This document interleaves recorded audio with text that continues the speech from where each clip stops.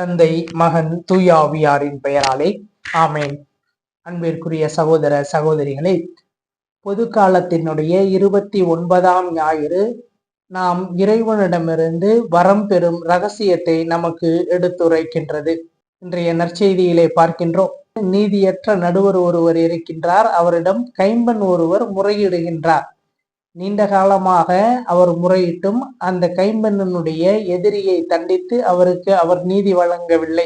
ஆனால் ஒரு கட்டத்திலே இந்த பெண்ணினுடைய தொல்லை தாங்க முடியாமல் அந்த நீதியற்ற நடுவர், நான் கடவுளுக்கு அஞ்சுவதும் இல்லை, மக்களை மதிப்பதும் இல்லை, இருப்பினும் இவள் என்னை தொடர்ந்து தொல்லை செய்வதன் பொருட்டு நான் இவருக்கு நீதி வழங்குவேன் என்று முடிவு செய்கின்றார். அப்படி இருக்க, தன்னால் தேர்ந்து கொள்ளப்பட்ட கல்லும் பகலும் கூக்குரலிடும் மக்களுக்கு இறைவன் பதில் கொடுக்காமல் இருப்பாரா? அவர் காலம் தாழ்த்துவதில்லை, தன்னால் தேர்ந்து கொண்டவர்களை ஒருபோதும் கைவிடுவதில்லை என்று ஆண்டவர் இயேசு நமக்கு சொல்லுகின்றார். இறைவனிடம் வரம் பெற வேண்டும் என்றால் இறைவனை நாம் தொல்லை செய்து கொண்டே இருக்க வேண்டும்.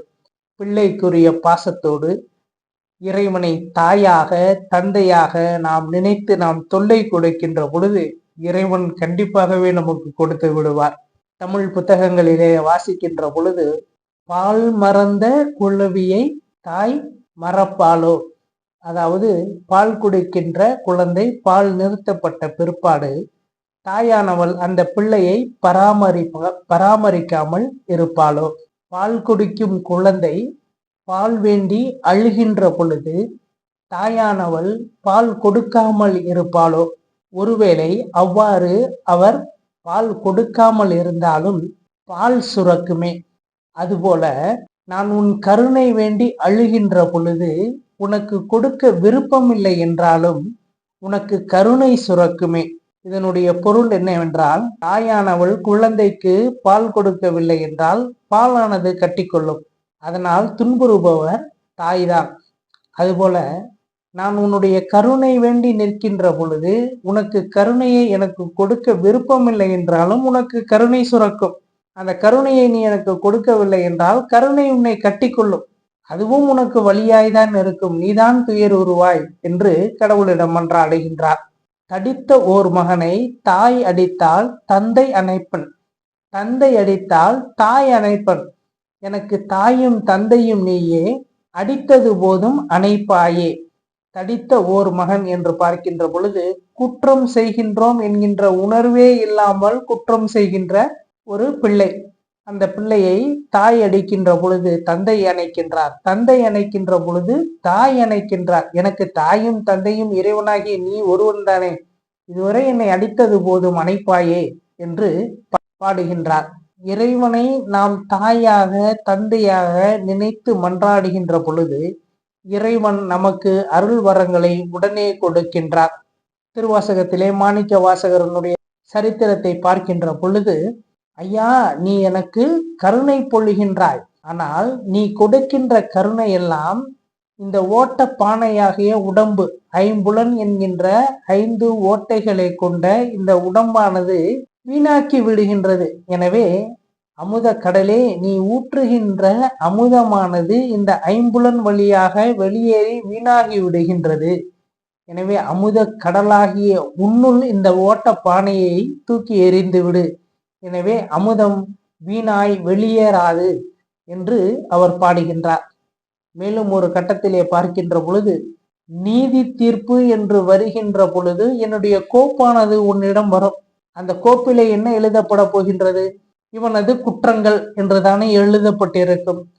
அந்த குற்றங்கள் என்கின்றவற்றை நீக்கிவிட்டு அந்த கோப்பனுடைய பெயரை இவனது குணங்கள் என்று மாற்றிவிடு. இதனால் உன்னை யார் கேள்வி கேட்கப் போகின்றார்கள்? எனவே நான் உன்னை எளிமையாக வந்தடைந்து விட மாட்டேனா என்று இறைவனிடம் மன்றாடுகின்றார். இவற்றையெல்லாம் வாசிக்கின்ற பொழுது எனக்கு மிகவும் வியப்பாகவே இருக்கின்றது. விவிலியத்திலே கொடுக்கப்படுகின்ற வரிகள் எல்லாம் மிகவும் சுருக்கமாக ஃபார்முலா மாதிரி தான் இருக்கு. இதனுடைய விளக்கங்கள் எந்த அளவிற்கு தமிழிலே இருக்கின்றது என்று பார்க்கின்ற பொழுது, தமிழையோ தமிழ் சார்ந்த திருக்குறள், திருவாசகம், திருவருட்பா இவைதான் நான் படிக்கின்றேன். இவற்றை ஒருவேளை நான் படிக்காமல் விட்டால் தமிழுக்கோ திருக்குறளுக்கோ திருவாசகத்திற்கோ திருவருட்பாவிற்கோ நட்டமில்லை. நட்டம் எனக்கு தான் என்பதை நான் உணர்ந்து கொண்டேன். அதனால்தான் இன்றைய 2வது வாசகத்திலே பார்க்கின்றோம். மறைநூலை படிங்கள் என்று பவுலடியார் சொல்லுகின்றார். மறைநூல் நம்மை கண்டித்து திருத்துவதற்காகவும் நேர்மையானவர்களாக வாழவும் இறைவனுக்கு உகந்தவர்களாக இருக்கவும் ஞானத்தை கொடுக்கின்றதாகவும் மறைநூல் இருக்கின்றது என்பதனை அவர் நமக்கு எடுத்துரைக்கின்றார். எனவே மறைநூலை படித்து அதனுடைய தெளிவான விளக்கத்தை நாம் புரிந்து கொள்ளுகின்ற பொழுது இறைவனிடம் நாம் மிக எளிமையாக வரங்களை பெற்றுவிடலாம். குறிப்பாக இறைவனை நாம் தொல்லை செய்ய வேண்டும். சில சமயங்களிலே நாம் கேட்டு கேட்டு பார்த்து விட்டு இறைவன் நமக்கு கொடுக்கவில்லை என்று மனம் தளர்ந்து விட்டு விடுகின்றோம். அவ்வாறு எனக்கு ஒரு முறை நிகழ்ந்தது. நானும் சில வரங்களை கேட்டேன். அவர் எனக்கு கொடுக்கவில்லை. ஒரு கட்டத்திலே மிகவும் கோபம் கொண்டு, இனிமேல் நான் எனக்காக உன்னிடம் எதையும் கேட்கப் போவதில்லை. நீர் படைத்த உனது பிள்ளைகளுக்காக நான் கேட்கின்றேன். அவற்றை மட்டும் நீ நிறைவேற்றி கொடு என்று நான் சண்டையிட்டு கொண்டு தூங்க சென்று விட்டேன். அதிலிருந்து ஒரு வாரம் நான் எனக்காக எதையும் கேட்டதில்லை.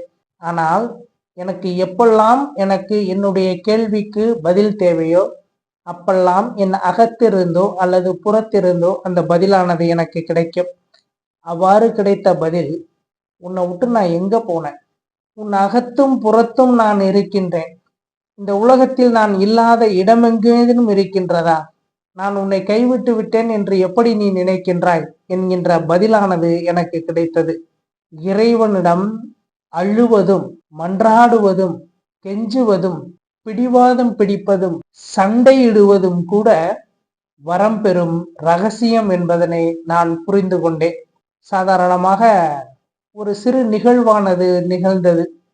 தன்னுடைய பெற்றோர் ஒரு சிறுவனுக்கு இந்த தீபாவளி நேரத்திலே வெடிபொருட்களை வாங்கி கொடுத்தாலும் கூட தன்னுடைய சித்தப்பாவிடம் அவர் கேட்கின்றார். நான் கேட்டேன், நீர்தான் இவ்வளவு வெடிபொருட்களை வைத்திருக்கின்றாய் அல்லவா, பிறகு ஏன் உன்னிடம் சித்தப்பாவிடம் கேட்கின்றாய்?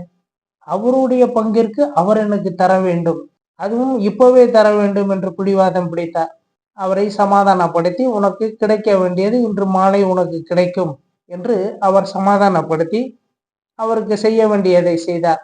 எனவே ஒரு பிள்ளை தன் பெற்றோரிடம் எவ்வாறு பிடிவாதம் பிடிக்கின்றதோ அதே போல இறைவனை நம் தாயாக தந்தையாக நினைத்து நாம் பிடிவாதம் பிடித்து சண்டையிட்டாலும் முறையிட்டாலும் கெஞ்சினாலும் அழுதாலும் அவன் நமக்கு கொடுக்க கடமைப்பட்டவன் என்பதனை நாம் உணர்ந்து கொள்ள வேண்டும். இதுவே நாம் இறைவனிடம் வரம் பெறக்கூடிய ரகசியம். அதை நாம் தொடர்ந்து செய்கின்ற பொழுது இறைவன் நமக்கு காலம் தாழ்த்துவதே இல்லை. நீதியற்ற நடுவரே நீதி வழங்குவதற்கு தயாராக இருக்கின்ற பொழுது நம் தாயாக தந்தையாக இருக்கின்ற இறைவன் தன் சொந்த பிள்ளைகளினுடைய அல்லும் பகலும் இருக்கின்ற கூக்குரலுக்கு செவிசாய்க்காமல் இருப்பாரா?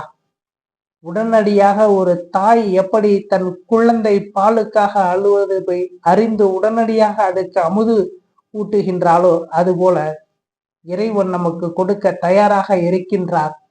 அவரிடம் நமக்கு தேவையானவற்றை கேட்க வேண்டிய நேரங்களில் கேட்க வேண்டிய வழிமுறைகளில் உள் உணர்வோடும் தூய அன்போடும் நாம் மன்றாடுகின்ற பொழுது இறைவன் நமக்கு உடனடியாக கொடுப்பார் என்கின்றதனை தான் இன்றைய நற்செய்தியானது நமக்கு எடுத்துரைக்கின்றது. எனவே நம் தேவைகளை நினைவு கூர்ந்து இறைவனிடம் மன்றாடி நம் வரங்களை எல்லாம் பெற்று மகிழ்ந்து வாழுகின்ற வரத்தை மன்றாடுவோம். ஆமீன்.